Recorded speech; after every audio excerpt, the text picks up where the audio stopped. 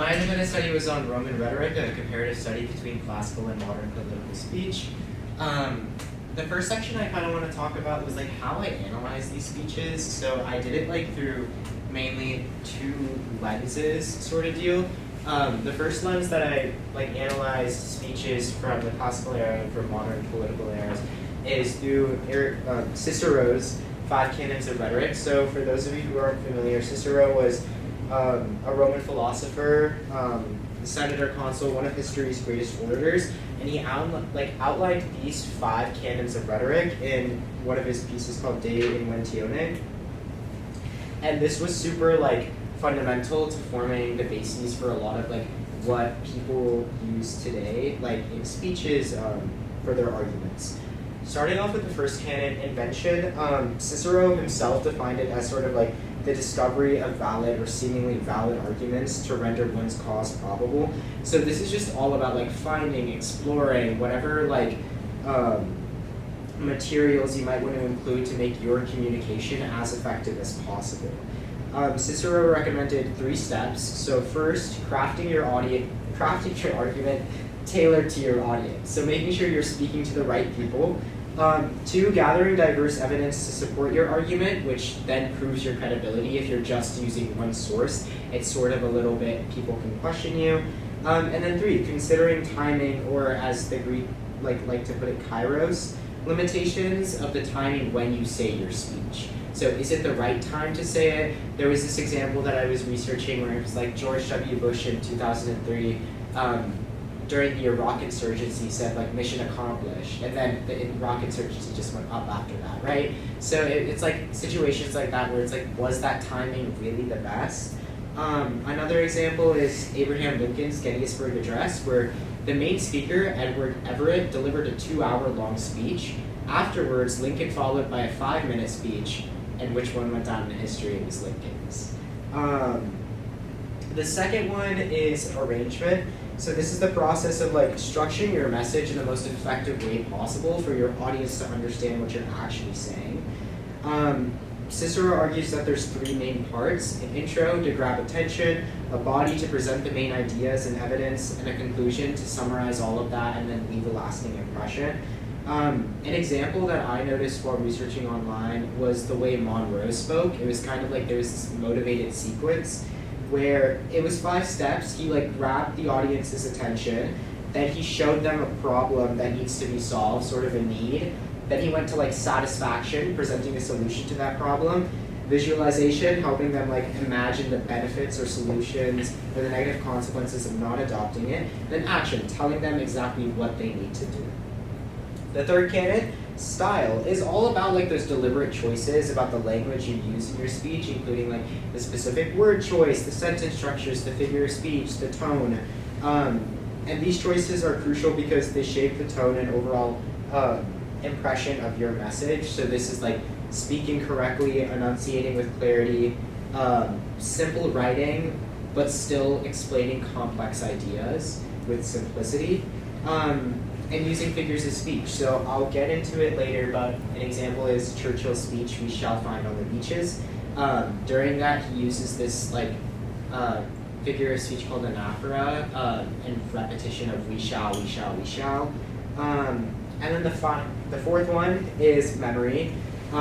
So this one is all about making sure that your audience knows that you have put effort into your speech, put time. It's a sign of dedication, intellect, and respect.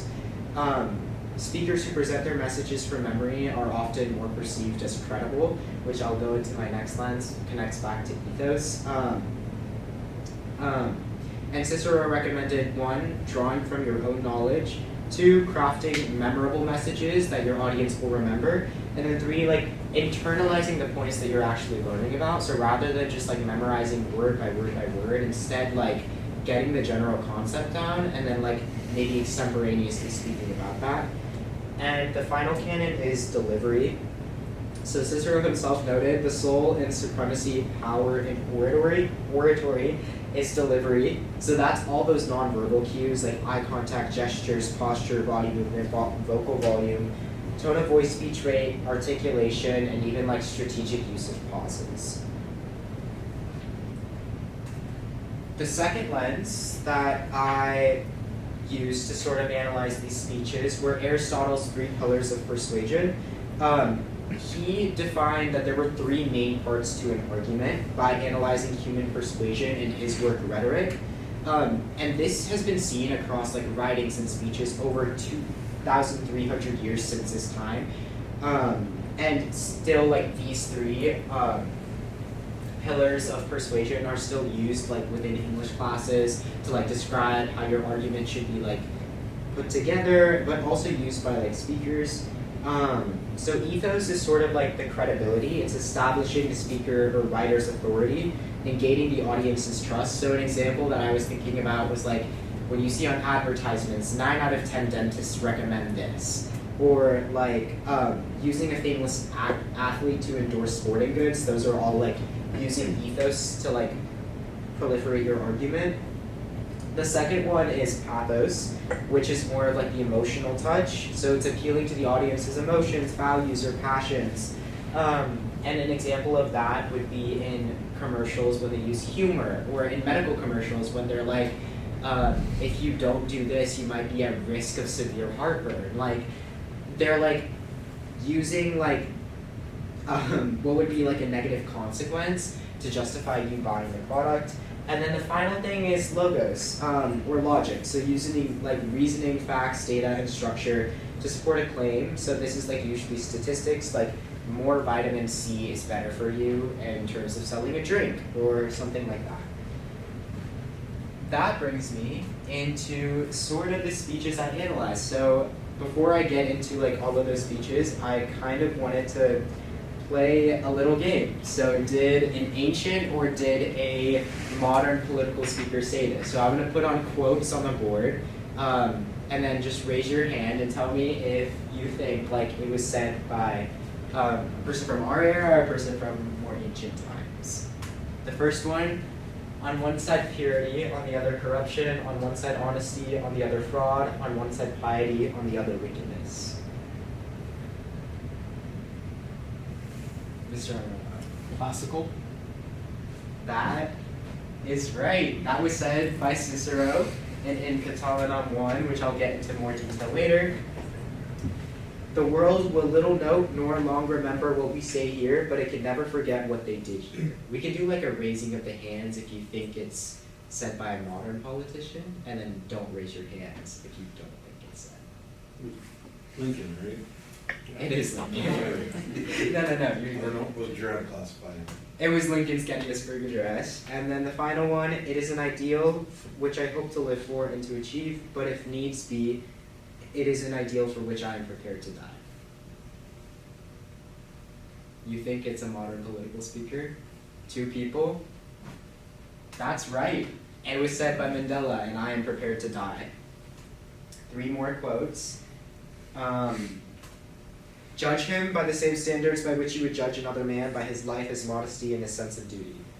Who thinks it was said by, again, okay, 1, 2, 3, okay, a couple. That is not modern. That was said by Quintilian in the Declamatio Maior 1. We will bring back our jobs, we will bring back our wealth, we will bring back our dreams. Modern. Yeah, this one was pretty easy. This was said by Trump. I watched what sort of each man was. If anyone had acted bravely, I rewarded him honorably so that others would want to do the same thing. This one is kind of easy too. I have a feeling, yeah, that was by Cato. The final one, ask not what you can do for you, ask what you can do for your country. Modern, you're right, that was JFK in 1961. And as you can see that like all of those quotes, like however like different like they may have been said in time, are so similar, which goes back to those whole 3 pillars and 5 canons lasting throughout time. And I just wanted to point that out with these 2 quotes side by side. Both like are sort of like influencing each other's and reframing like what's happening in terms of moral terms. So in one of them, where it was sort of like a writing exercise, the author was like pretending to write like a civil court case about something that was happening as like practice. He does not ask you to think him wretched unless he is also innocent. And then Mandela in 1964, I have done whatever I did, both as an individual and as a leader of my people, because of my experience in South Africa, not because of what any outsider might have said. Both lead with ethos, with credibility, because like both are saying that like this person's character is not like that bad, and then Mandela is stating what he did. I'm not sure if that connection is coming across. Yeah. In terms of what I translated over this independent study, I translated 4 major texts. Cato's Oratium Fragmenta. So these are like surviving fragments from Cato the Elder, a Roman statesman known for like some of his speeches. I translated In Catilinum 2, which is the second of Cicero's speeches against Catiline, a Roman senator who plotted to overthrow the Roman Republic. The Declamatio Maior 1, which is like a practice speech. It was a rhetorical exercise that historians attributed to Quintilian. It presents a fictional legal case to train students in argumentation and persuasion.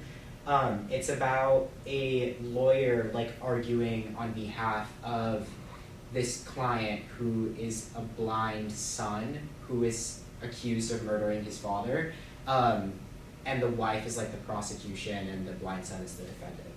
And then finally, Philippics 1, which is another one of his Cicero speech, and this is his first of 14 attacks against Mark Antony after Julius Caesar's brutal assassination.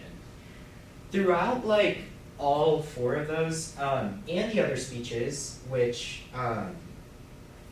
I did like also research like MLK's I Have a Dream, JFK's inauguration, Malala Yousafzai's Nobel Peace Prize acceptance, Mandela's I'm Prepared to Die, and Susan B. Anthony's On Women's Right to Vote. There's a lot of similarities between grammatical structure and argumentation in all 4 of those, and all of those in relation to all 4 of those translations. So I just wanted to touch on a couple of rhetorical devices that are kind of similar. There are so many more rhetorical devices than just these 6 listed on the board, but these are the 6 that I found most common within all of the speeches that I analyzed. An aphora is sort of like the deliberate repetition of a word or phrase at the beginning of like clauses or sentences to create rhythm and emphasis. So in Cicero's In Catilinum 2, he consistently used an aphora to build urgency against Catiline's conspiracy. Second one being alliteration. This is like the repetition of the same consonant sound at the beginning of like closely connected words, so it like creates like a rhythmic effect. So in JFK's inauguration, phrases like pay any price, bear any burden, like the pay price, bear burden, like you can see what he's doing there in terms of alliteration, making those words stick in their audience's minds. Third one is hyperbole, which is like a deliberate exaggeration meant to invoke an audience response. So it's using pathos in that regard. And so Cato the Elder was known for this dramatic overstatement when warning Rome about moral decay. And even in Mandela's I'm Prepared to Die, he talks a lot about that when he's framing hyperbolic thought, saying that he's willing to sacrifice anything to underscore the anti-apartheid cause. Antithesis, which is kind of interesting. It's the juxtaposition of contrasting ideas in parallel grammatical structures. So an example would be another one in JFK's speech, ask not what you can do for your country. Ask not what your country can do for you, ask what you can do for your country. It's 2 opposing ideas balanced within the same sentence. Rhetorical question. Susan B. Anthony used that a lot in her speech to sort of like challenge the legal logic used to deny women's voting at that time. And even like in Catilinum 2, like it had so many rhetorical questions against Catiline in the Senate. And then finally, the last one that I saw a lot of was asyndeton. So it's the deliberate like omission of conjunctions to really emphasize what you're saying, just like one after another, after another, after another. And I have examples of like a couple of those on the next slides.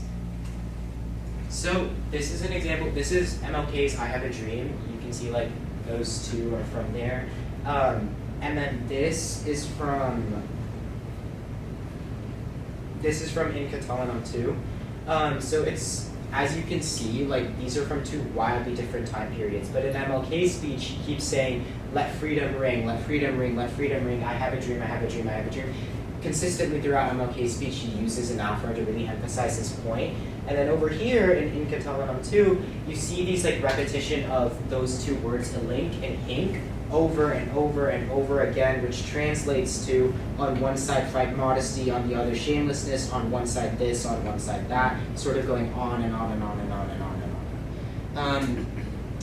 Rhetorical question. So this up here translates to, why do we say nothing about those who pretend to be loyal but remain here in Rome against us? Here among us, this is another one of Cicero's speeches where he's kind of being like, why are Catiline's conspirators not also like being kicked out of Rome in one of the speeches he delivered against Catiline? And then this is Susan B. Anthony's on women's right to vote, where she's asking the audience, are women people, right? And it's after like this whole like speech that is like building up to like this one moment, which was pretty climactic when reading it. And then the final one that I wanted to talk about was asyndeton. So up here, this translated to, he has departed, gone away, escaped, burst forth, when referring to Catiline. This is the first section of like the In Catalanum 2 translation, where he's talking about like what has happened to Catiline. And he sort of like omits the conjunctions to really emphasize his point. He's saying that Catiline has like done all of these like things, one after another, after another, after another.